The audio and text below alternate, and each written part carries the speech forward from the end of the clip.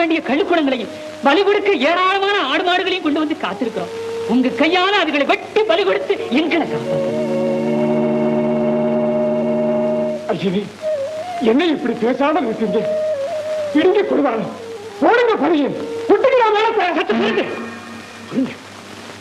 இப்படி ஆடு மாடுகளை பலி கொடுத்தால் உங்கள் அல்லலாம் நீங்கிவிடும் என்று உங்களுக்கு அறிவுறுத்தியது யார்? இந்த அறிவுறும் தத்துவத்தை மக்களுக்கு எடுத்து சொன்ன காவாலிக தலைவன் நான் தான். இதை கேட்க நீ யாரடா? ஒட்டகத்தின் முட்டைச்சாமியாரே, இதை கேட்க நீ யார்? பக்த கோடிகளே, உங்களுக்கு அவதி ஏற்பட்ட பிறகு இந்த பூஜையை போட்டீர்களா, அல்லது பூஜையை துவக்கிய பிறகு இந்த அவதி ஏற்பட்டதா? நாங்க பட்ட அவதி தாங்க முடியாம தாங்க அவர் சொன்னது கேட்டு இந்த பூஜையை போட்டுக்கிட்டே இருக்கோம். நீங்கள் அறிய மாட்டீர்கள். நீ அறிவாயோ? நீ அறிவாய், அதையும் நீ அறிவாய், அனைத்தையும் அவள் அறிவாள். பக்த கோடிகளே, பூலோக ஜீவராசிகளை வாழ்விப்பதற்காக அன்னை காமாட்சி வீட்டிருக்கும் இந்த திருக்கோவிலில் இறக்கமற்ற பலிபூஜையை இவன் துவக்கிய காரணத்தினால் தான் நீங்கள் இத்தனை இன்னல்களுக்கு ஆளானீர்கள்.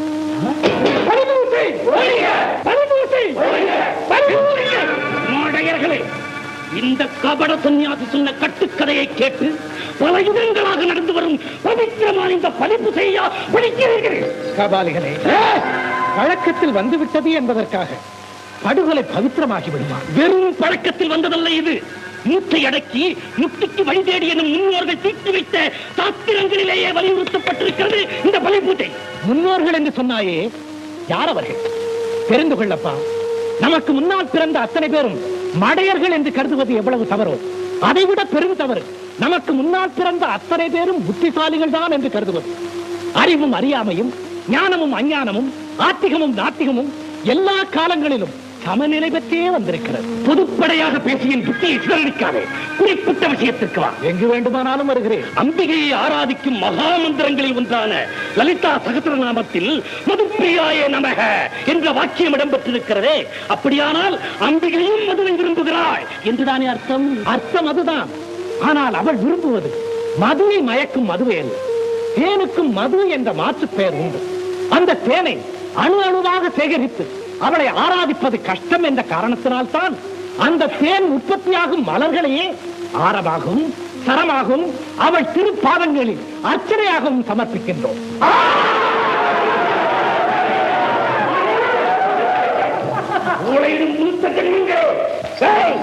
தேனுக்கு மது என்ற மாற்று வார்த்தையை கூறியலிடமிருந்து தப்பித்தவற்றான். ஏய் மொட்டைச்சாமி, மாமிசம் என்ற பதத்துக்கு மாற்றுப்பதம் உண்டா? உண்டு. புலால், இறைச்சி, ஊன், இப்படி எதை சொல்லி அழைத்தாலும் அது மாமிசம் என்ற ஒன்றைத்தான் குறிக்கும். அப்படியானால் மாமிச நிஷ்டாயே நமக என்ற வார்த்தை வருகிறதே, அதிலிருந்து அம்பிகையின் மாமிசம் புசிப்பவள் என்றுதானே அர்த்தம்? புசிப்பவள் தான். அவள் புசிக்கும் மாமிசம் எது தெரியுமா? உன் வீட்டிற்குள் வழி தெரியாமல் சத்தளிக்கும் நீ பலிபூஜை என்ற சின்னஞ்சிறு கூட்டிற்குள் அவளை அடைத்துவிட நினைக்கிறாயே, யார் அவள்? நாம் அன்பு செலுத்தும் போது அன்னபூரணியாக இருந்து அமுது படைக்கும் அதே காமாட்சி தான் நாம் மனதை கொள்ளும் போது மகாகாளியாக உருவெடுக்கிறாள். அந்த மகாளி மகாசக்தி மூன்றெடுத்து விட்டால் ஆகாயரப்பரவும் செந்நிறத்தி. அதற்கு எடுத்துக்காட்டுத்தான் ஜகத்தையே அழிக்கவே என்ற சண்ட முண்டாசுரர்களை சண்டியாக தோன்றி ரத்தம் குடித்தாள். மதோன்மத்தனான மகிழாசுரனை சாவுண்டியாக தோன்றி அவன் மாமிசத்தின் வலி என்ன என்பதை தன் பற்களால் பதம் பார்த்தாள். இப்பொழுது புரிந்து கொண்டாயா அவள் விரும்பும் மாமிசம் எது என்பதை? இந்த பலிபூஜையை தொடர்ந்து நடத்தி கொண்டே இருந்தார். கவாலிகளே, நீ என்னடா பயமுறுத்துகிறாய்? இதற்கெல்லாம் நான் அல்ல. வாயை மூடுமையா பூசாரி. இந்த மகான் எவ்வளவு பெரிய நல்ல விஷயங்களை சொல்லுகிறார். பெரிய மகான் மகான் தான். இல்லாவிட்டால் மதம் விட்டு ஓடி வந்த யாரை இவருக்கு முன்னால் வண்டியிட்டு வணங்குவார். அப்படிப்பட்ட சக்தி படைத்த இவனா வெறும் வாய்ப்பேச்சால் என்னை மடக்க பார்க்கிறான். என்ன செய்ய வேண்டும்? காட்டுவின் சக்தியை எப்படி? ஒரு ஆட்டுக்குட்டியை இரண்டாக வெட்டி போடுகிறேன். உன்னுடைய ஆன்மீக சக்தியால் அதற்கு உயிர் கொடுத்து நடமாடுடன் பார்க்கலாம். சவாலை ஏற்றுக்கொண்டேன். ஒரு சிறு மாற்றம். என்னது? ஆட்டுக்குட்டிக்கு உயிர் கொடுத்தால் என் சக்தியை நீ அர்த்தமாகத்தான் மதிப்பிடுவாய். அதற்கு பதிலாக உன் சீடர்களை விட்டு உன்னையே 2 துண்டாக வெட்டி போட சொல். உனக்கு உயிர் கொடுத்து நடமாட செய்கிறேன்.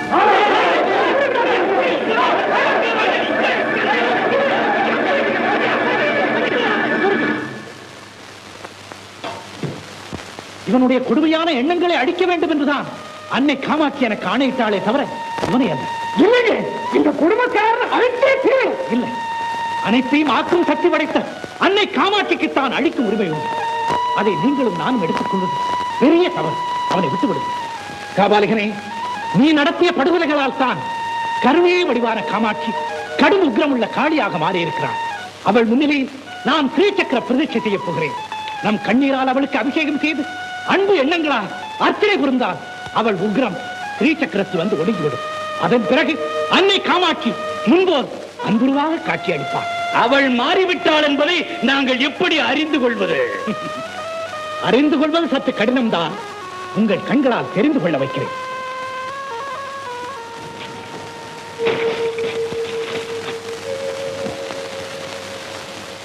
காபாலிகனே, அழிப்பதிலே அற்புதத்தை காண வேண்டும் என்று நினைத்தாய் அல்லவா?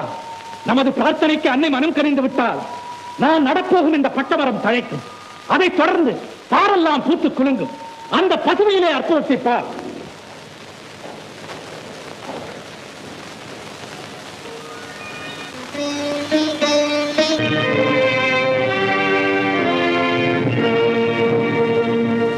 யாரை? பல்லவ நாட்டு இளவரசன்.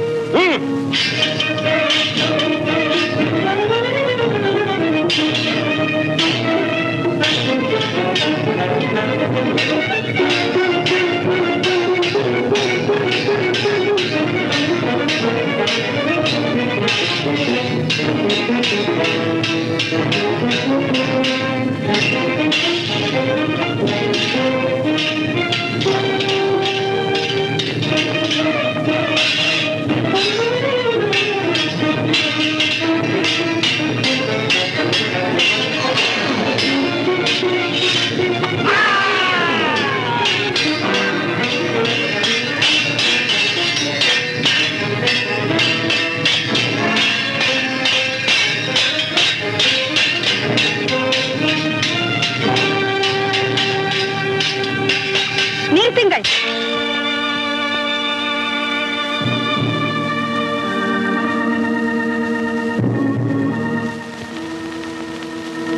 யார் இவர்? பல்லவ நாட்டு இளவரசர். ஏன் இவரோடு யுத்தம் செய்கிறீர்கள்? உயிரோடு பிடித்து சென்று யாகத்தில் பலி கொடுப்பதற்கான. நீங்கள் போரிடும் பயங்கரத்தை பார்த்தால் நீங்களே இவரை பலியாக்கி விடுவீர்கள் போல் இருக்கிறதே. இவர் உடலில் இருந்து ஒரு சொட்டு ரத்தம் வெளியேறினாலும் குருதேவர் ஏற்றுக்கொள்ள மாட்டார். பறித்த மலரை கொண்டு செல்வது போல் இவரை பத்திரமாக கொண்டு செல்லுங்கள்.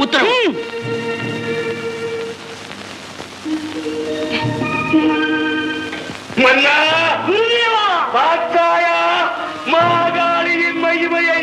நாம் யாரை வெற்றி கொள்ள வேண்டும் என்பதற்காக இந்த யாகத்தை நடத்தி கொண்டிருக்கிறோமோ அந்த பல்லவ நாட்டு இளவரசனையே பலிபீடத்தில் கொண்டு வந்து நிறுத்திவிட்டாள். நிறுத்துங்கள்.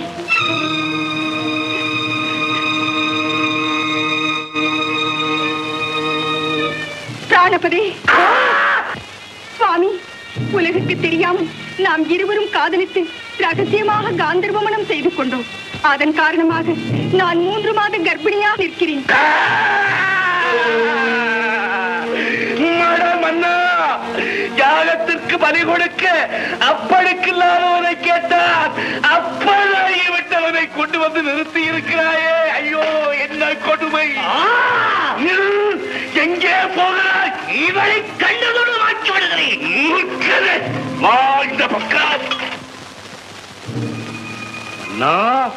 நீ என்ன காரியம் செய்ய துணிந்தாய்?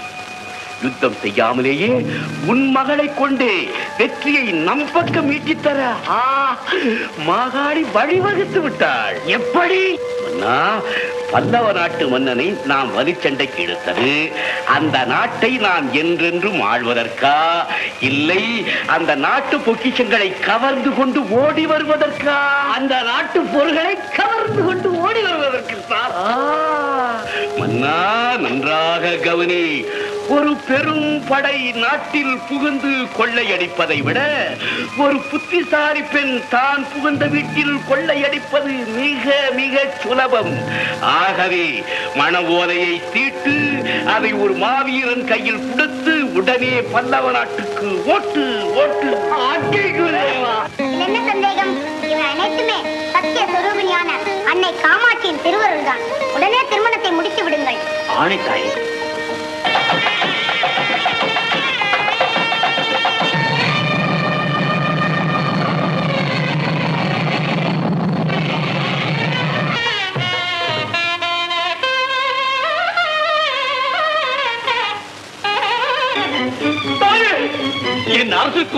அரச குடும்பத்திற்கும் இதுவரை ஏற்பட இருந்த பேராபத்தை நீ தடுத்தது பெரிதல்ல.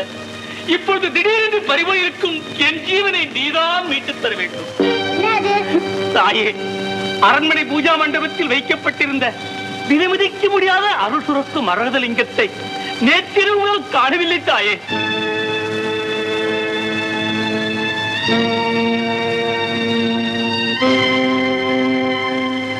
மன்னா, மரகதலிங்கம் மறையவில்லை, மறைக்கப்பட்டிருக்கிறது. அப்படியா தாயே? ஆமாம். இங்கிருந்து 30 கல் தொலைவில் மலையடி வாரத்தில் உங்கள் படை வீரர்களுக்கு பயிற்சி அளிக்கும் பாத்திரை ஒன்று இருக்கிறதல்லவா? இருக்கிறது தாயே. இப்போதே இங்கே செல்ல வேண்டும். உத்தரவு. அத்துடன் நாங்கள் சென்று சாளுக்கிய மன்னர், அவரது குருதேவர் ஆகியோரை அந்த இடத்துக்கு அழைத்து வாருங்கள். ஆணை தாயே. அண்ணா, இந்த இடத்தில் மண்ணை தோண்ட ஆணையிடுங்கள். நடக்கட்டும்.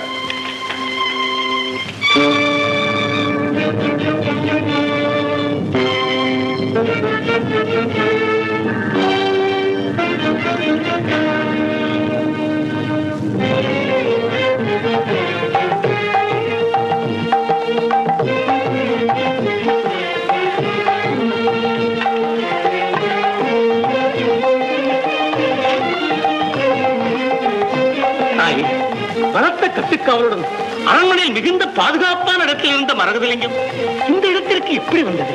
மன்னா, அதை பற்றிய விவரம் உங்களுக்கு எதற்கு? களவு போன மரகதலிங்கம் கிடைத்து விட்டது. கலங்கி நின்ற உங்கள் மனத்திலும் நிம்மதி அடைந்து விட்டது. அவ்வளவுதானே நமக்கு வேண்டும்? ஆமாம் தாயே. சாளுக்கிய மன்னரே, இப்படி வாருங்கள். உங்கள் மகளுக்கு மனம் முடித்த மாதங்கள் 2 ஆகிவிட்டது. இன்னும் நீங்கள் உங்கள் குடும்பத்தாருடனும் காபாலிக கூட்டத்தாருடனும் சம்பந்தி வீட்டில் சாப்பிட்டுக் கொண்டிருப்பது சாளுக்கிய நாட்டின் கௌரவத்தை பாதித்து விடாதா? பாதித்தே விட்டது. அதற்கு என்ன செய்ய வேண்டும்? உடனே நீங்கள் அனைவரும் சாளுக்கிய நாட்டுக்கு புறப்பட்டு விட வேண்டும். உத்தரவு. அகே அகே, மானிட பதரே, சகல வளங்களும் நிறைந்த சாளுக்கியாதிபதியான உன்னை ஏதோ பஞ்ச பிரதேசத்திலே இருந்து வந்த பரதேசியாக எண்ணி ஊருக்கு செல்ல உத்தரவிடுகிறாள். நீயும் அவள் ஆளுக்கு அடிபடுகிறாயே. கேவலம் கேவலம், மகா கேவலம், மகா கேவலம். சாளுக்கிய மன்னரே, நீங்கள் தொடர்ந்து பல்லவ நாட்டில் இருந்தால் இதை காட்டிலும் கேவலத்திற்கு ஆளாக நேரிடுமே என்ற காரணத்தினால் தான் உங்களை உடனே புறப்பட சொல்கிறேன். இந்த சிறுமியின் கூற்றுக்கு விளக்கம் கேட்காமல் இங்கிருந்து போய்விட்டால் அவமானமும் அவகேடும் சாளுக்கிய நாட்டை நிரந்தரமாக பற்றி கொண்டு விடுமடா மூட்டா. காபாலிக தலைவரே, நீங்கள் எதற்கு விளக்கம் கேட்க நினைக்கிறீர்கள்? நாங்கள் தொடர்ந்து பல்லவ நாட்டில் இருந்தால் இதைவிட கேவலம் ஏற்படும் என்று சொன்னாயே, அதற்குத்தான் விளக்கம் கேட்கிறேன். சொல், எந்த காரணத்தை கொண்டு அப்படி சொன்னாய்?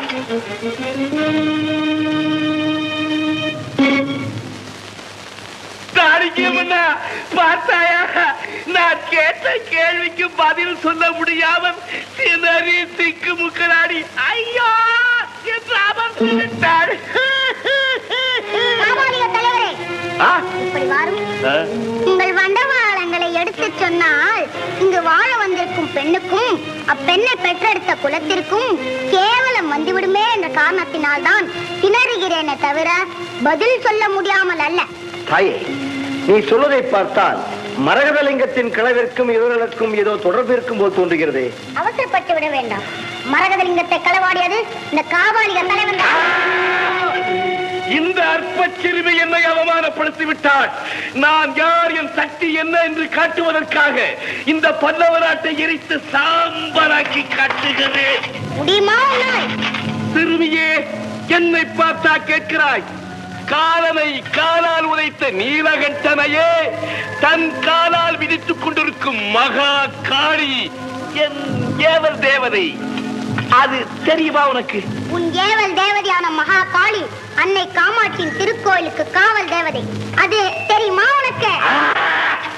பார்ப்போமா? எதை? காளியின் சக்தி பெரிதா, காமாட்சியின் சக்தி பெரிதா என்பதை. எப்படி? ஒரு கபாலிகனை காளியின் துணை கொண்டு பல்லவ இளவரசரோடு போரிடச் செய்கிறேன். உன் காமாட்சியின் வல்லமை எப்படி என்று பார்த்து விடுவோமா? பார்த்து விடுவோமே.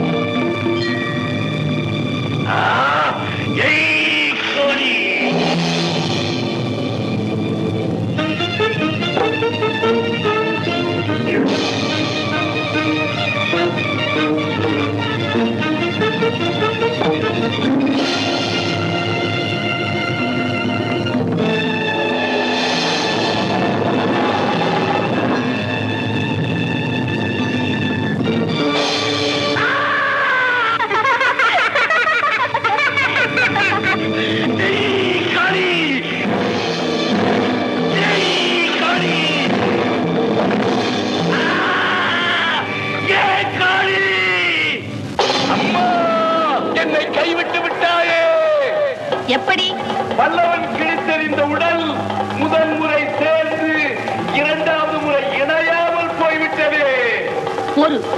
அவனுக்கு விதிமுடியும் நேரத்தில் மரகதத்தின் மதியம் வேலை செய்துவிட்டது. அதற்கு நான் என்ன செய்ய முடியும்? அப்படியானால் நீயே ஒரு கொடிய ராகத்தின் உருவெடுத்து அந்த சிறுமியை தீண்டி பிணமாக்கு. சரி.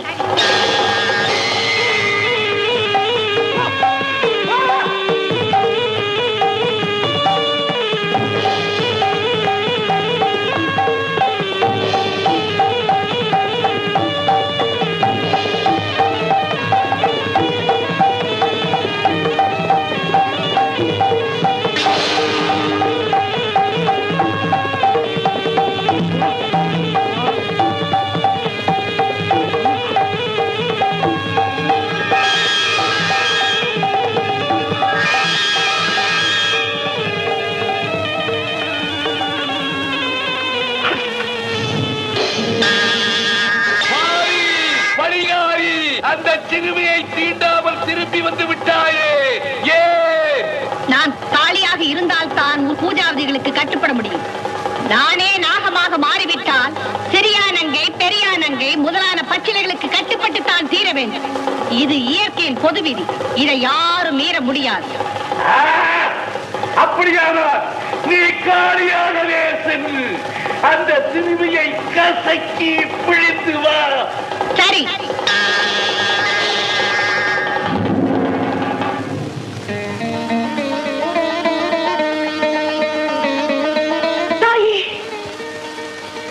என்னை மன்னிக்க வேண்டும்.